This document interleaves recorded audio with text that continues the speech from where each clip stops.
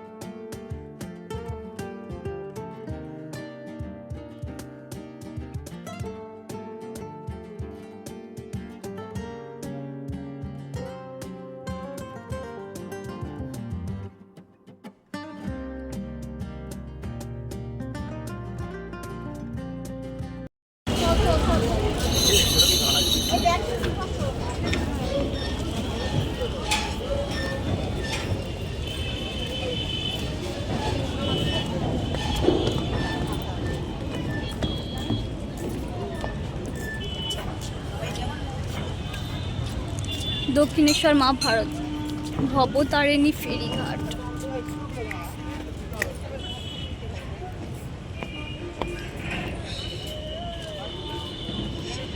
কাছে চলে এসেছি, জাস্ট এই ব্রিজটা ক্রস করলেই ওপারে মন্দির।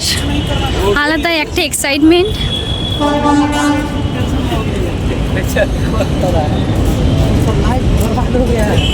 আর বন্ধুরা, ওই ব্রিজটা ক্রস করে এপারে আসতে দেখি নাই মায়ের মন্দির। আর প্রথমে মানে প্রবেশ করতেই মায়ের দর্শন। তো দিনটা খুবই স্পেশাল আর খুবই আলাদা রকমই আমার যেন মনে হলো। মানে প্রথমে ঢুকতেই মায়ের দর্শন, আর তারপর চারিদিকে দেখি না পুরো দোকান ভর্তি দু সাইডে। আপনারা এখানটায় বিভিন্ন রকম মায়ের পিকচার আছে, তারপর শিব ঠাকুরেরও আছে, ডুমরু আছে, খুব সুন্দর সুন্দর জিনিস আছে। কোনটা ছেড়ে কোনটা নেবেন না বুঝতেই পারবেন না, সবগুলোই পছন্দ হয়ে যাবে এইরকম।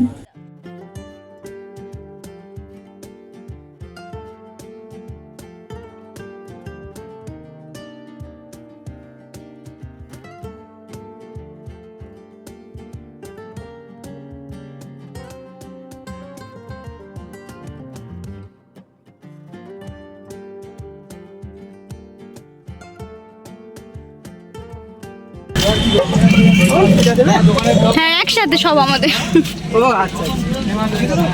দোকান থেকে পুজোর প্রসাদ কিনবো। বন্ধুরা, ব্যাপারটা কি হয়েছে, আমরা ওই ব্রিজটা আসার পর একদম ফার্স্টেই আমরা ঢুকে পড়লাম এখানে প্রসাদ কিনতে। তো প্রসাদ কিনতে কিনতে উনি বললেন যে ওখানে ভিডিও করা যাবে না, এখানে তোমরা জুতো ব্যাগ রেখে যাও, গিয়ে পুজো দিয়ে এসো, তারপর যাবে। দেখো যাবে তো ভিতরে। হ্যাঁ, ভিতরে যাবে না, কি করবো।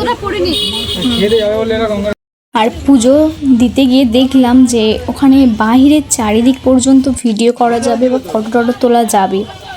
তো তার জন্য আমরা আবার ফের পুজো দিয়ে আসার পর ফের যাচ্ছি মন্দিরে চারিদিকে ঘুরতে আর গঙ্গা দর্শন করতে। ওখান থেকে খুব সুন্দর নাকি ভিউ আসে সন্ধ্যার টাইমটায়, তবে অতক্ষণ থাকতে পারবো কি জানি না। তো চলুন আপনাদের আগে ভিতরটা ভালো করে ঘুরিয়ে আসি।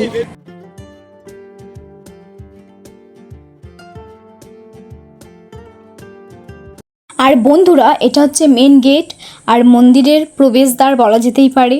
তো বন্ধুরা, একদম প্রবেশ করার পর সামনের দৃশ্য এটাই আপনারা দেখতে পাবেন।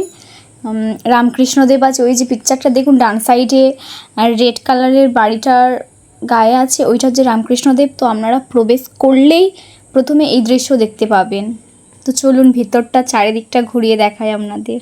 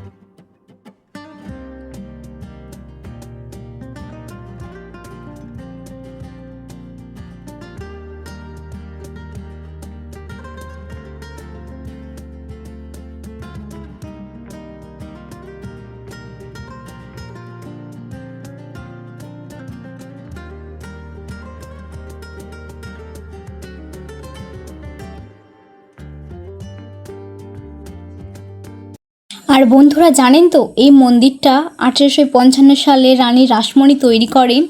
শ্রী রামকৃষ্ণদেব এখানেই পুজো করতেন। এটা শুধু মন্দির না, একটা ইতিহাস। আর আপনারা ছোটোবেলায় সবাই গল্পে শুনেছেন যে রামকৃষ্ণদেবের হাত থেকে মা প্রসাদ খেয়েছিলেন বা খাবার খেতেন। আর সতী যখন তার বাপের বাড়িতে গিয়ে তার বরের সম্মান পায়নি, তো তখন সে দেহ ত্যাগ করেছিলেন।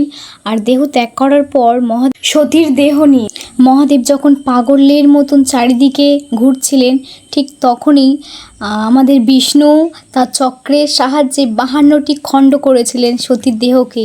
আর সেই 52টি খণ্ড 52 জায়গায় পড়েছে। তার মধ্যেই একটাই পীঠ হচ্ছে এটা দক্ষিণেশ্বর কালীবাড়ি। আর এখানটায় 52টি খণ্ডের মধ্যে পড়েছিল এখানে মায়ের পায়ের বুড়ো আঙুলটা এখানে পড়েছিল।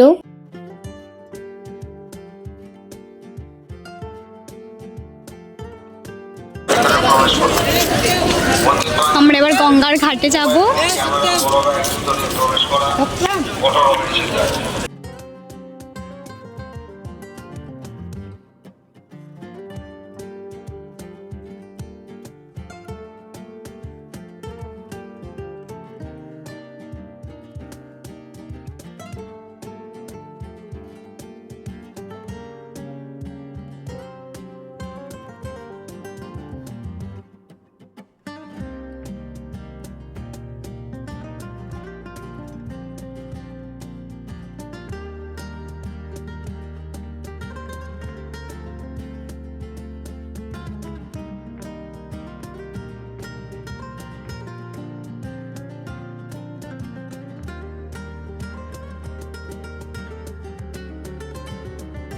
আর বন্ধুরা, আপনারা এখানে আসলে দেখতে পাবেন মা শারদা আর রামকৃষ্ণদেবের দুজনের আলাদা আলাদা একটা মন্দির আছে। আর এই যে সোজা দেখতে পাচ্ছেন, এই সাইড থেকে সোজা গেলে ঠিক মানে পরপর লাইন বাই লাইন না কতগুলো শিব ঠাকুরের লিঙ্গ আছে ওখানে। আর পরপর মন্দিরও তৈরি করা আছে। তো আপনারা কারা কারা গিয়েছেন দক্ষিণেশ্বরে অবশ্যই কমেন্ট করতে ভুলবেন না। আর এই সেই দেখুন সেই মন্দিরগুলো পরপর কেমন সাজানো, কত সুন্দর লাগছে।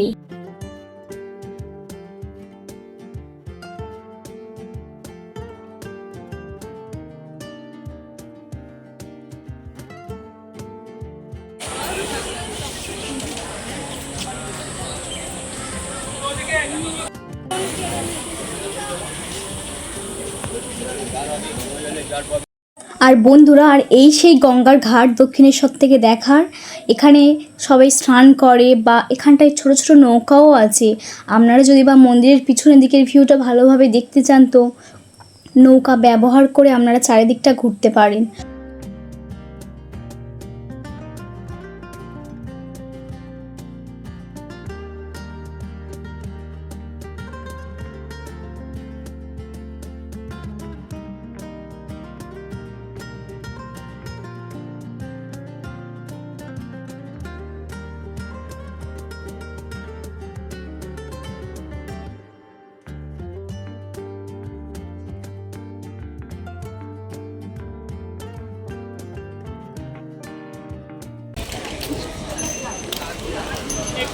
একদম আমরা এরিয়ার বাইরে চলে এসেছি।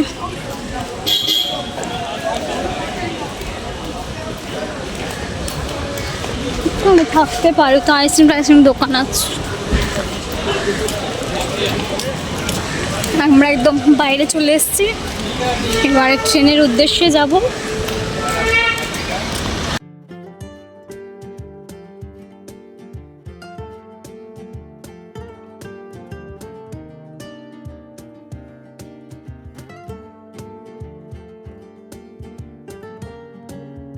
সেই প্রথমে শুরু থেকেই কেনাকাটা আমাদের চলছে, এখনও শেষ হয়নি। আর শেষ মুহূর্তে এসে আবার আর একটা পিকচার কেনা হচ্ছে। এটা তবে শুভ নিচ্ছে পিকচারটা ওর।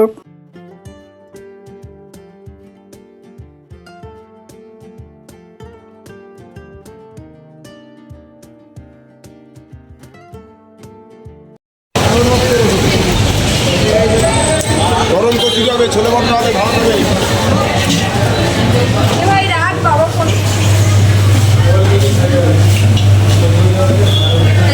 এখানে সবার ধরবে।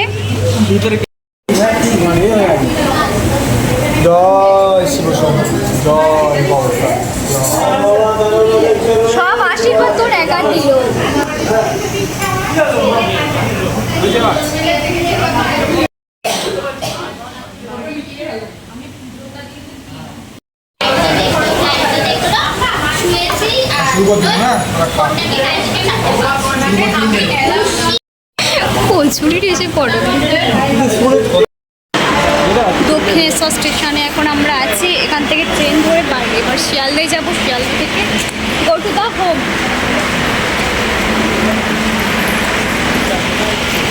আর শিয়ালদা স্টেশনে এসে ট্রেনে বসে সবাই মিলে একসাথে পেয়ারা চাট খাওয়া হচ্ছে আর লুডো খেলা হচ্ছে। বন্ধুরা আজ এতটাই, আপনারা ভালো থাকবেন, সুস্থ থাকবেন, আর থ্যাংক ইউ সো মাচ।